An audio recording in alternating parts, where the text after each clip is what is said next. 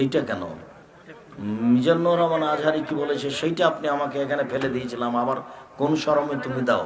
তুমি আমাকে কি বলিয়ে নিতে চাচ্ছ? আমি তো আর একজনের কথা বলি না। কোথায় কি বললাম সেটা নিয়ে তুমি টানাটানি করো। শায়েখ একটি প্রশ্ন, তাবলিগ 40 দিনের চিল্লায় যাওয়া যাবে কি? যাবে না। 3 চিল্লায় যাবে কি? যাবে না। আহাল পরিবারকে দেখতে হবে, 24 ঘন্টা ছেলে মেয়ের উপরে পাহারা দিতে হবে। ভারত, বাংলাদেশ ও পাকিস্তানে হানাফির সংখ্যা বেশি কেন? এইটা ইরাকের সাথে সম্পৃক্ত, এই জন্য বেশি।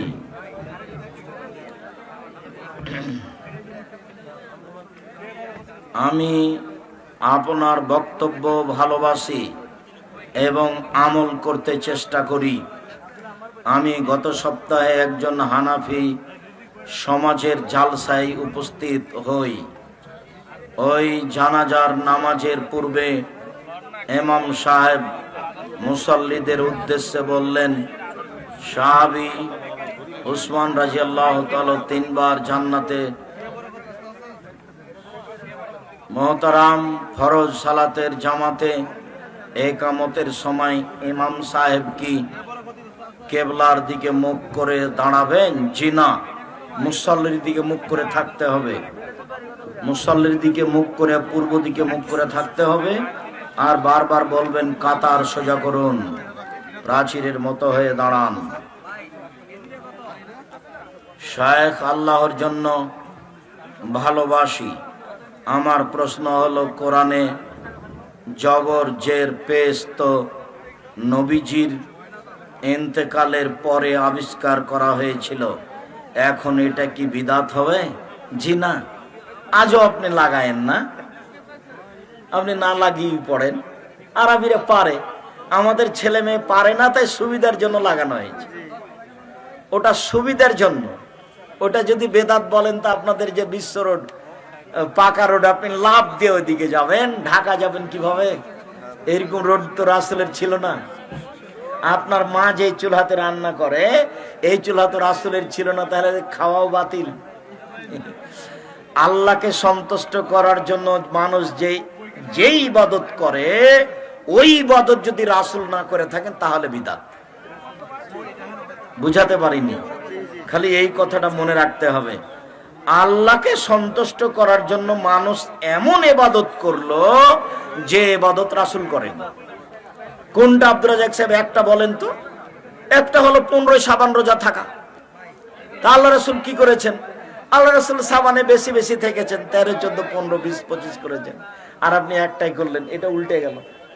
আরো যত আছে, আল্লাহ নবী দুরুদে ইব্রাহিম পড়েছেন, আর আপনি বলছেন আল্লাহুম্মা সাল্লি আলা সাইয়্যিদিনা নাবিয়ানা মুহাম্মদ। শুক্রবার জোহরের ওয়াক্তে জুমার 2 রাকাত ফরজ সালাতের আগে এবং পরে কত রাকাত সুন্নাত নামাজ পড়তে হবে? জুমার দিন আগে বেহিসাব যে যত পারে, আজান পর্যন্ত যে যত পারে। পৃথিবীতে একটাই জায়গাতে বেহিসাব সালাতের অনুমতি আছে, সেটা হলো জুমার দিন আজানের পূর্ব পর্যন্ত। যে অনুমতি রমজান মাসে লাইলাতুল কাদরেও নেই। রমজান মাসে লাইলাতুল কাদরেও মানুষ বেশি সালাত আদায় করতে পাবে না, 8 রাকাতের বেশি। কোথায় বেশি পাবে? জুমার দিন। আর এক জায়গাতে বেশি পায় বেহিসাব, সেটা হলো কাবা ঘরে, যে যা পারে। হজর নামাজ পড়া বা কোরআন মাজিদ পড়া অবস্থায় সাদা স্রাব বের হয়, তখন করণীয় কি? পড়তেই থাকবেন। অজু ভেঙে গেলে কোরআন মাজিদ পড়া যাবে না, এই কথা নয় তো। আর সাদা স্রাবে অজু ভাঙে না। ঋতু, পেশাব, পায়খানা এগুলো হলে অজু ভাঙবে।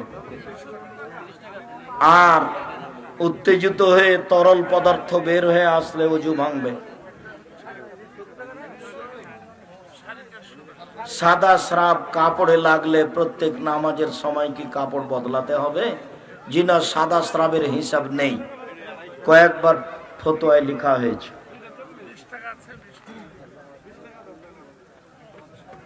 কি তাহাজ্জুদের নামাজ কিভাবে পড়ব? 2 রাকাত দিয়ে চালু করেন। সেদিন যে কি মসজিদ আসেনি, খুতবা দিচ্ছিলাম যে এদিকে একটা শিলমান দিতে, সেদিন তো বলেছি যে অন্তত 2 রাকাত দিয়ে চালু হোক। তো কেন? আল্লাহ নবী বলেছেন কেউ যদি রাতে 2 রাকাত সালাত আদায় করে তাহলে ওর নামটা ওইসব তালিকায় থাকবে যেই তালিকাতে বড় বড় পরহেজগার ব্যক্তির নাম আছে, যারা একবারে নবী রাসূল সালেহ সিদ্দিক ওলিয়া উলিয়া, তাদের তালিকাতে আপনার নামটা পড়ে যাবে রাতে যদি আপনি 2 রাকাত সালাত আদায় করতে পারেন। আপনি বেশি করেন, 4 রাকাতে আসেন, 6 রাকাতে আসেন, 8 রাকাত হলো রাতের সালাত তাহাজ্জুদ, 1 রাকাত বিতর মিলে হলো 9 রাকাত, 3 রাকাত বিতর মিলে হলো 11 রাকাত, 5 রাকাত বিতর মিলে হলো 13 রাকাত। এই হলো মোট সালাত।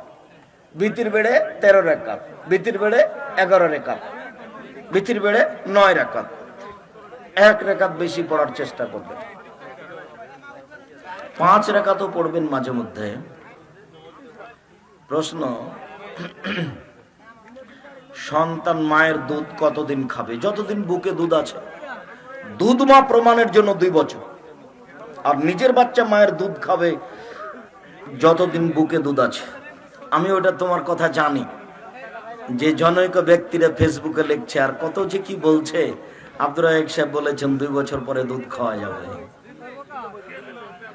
জি, 2 বছর পরে বাচ্চা দুধ খাবে মায়ের, এই কথাই ঠিক। দুধ মা প্রমাণের জন্য 2 বছর। 2 বছর পরে যদি কোনো বাচ্চা, 2 বছর বয়স হওয়ার পরে যদি কোনো বাচ্চা কোনো মহিলার দুধ পান করে, সেই মহিলা তার দুধ মা হবে না। 2 বছরের মধ্যে দুধ পান করলে সেই মহিলা তার দুধ মা হবে। কেন এই নির্যাতন, কি তার প্রতিকার? এই বইগুলি আছে। আমার দিনী বোনদেরকে বইগুলি সংগ্রহ করার জন্য অনুরোধ জানাচ্ছি।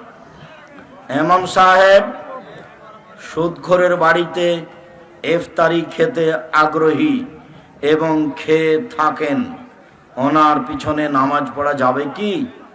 যাবে, নামাজ আপনাদের হবে, তার হবে না। সুদের টাকায় নির্মিত ভবনে ইসলামী শিক্ষা প্রতিষ্ঠান তৈরি করা যাবে কি? যাবে, উনি নেকি পাবেন না।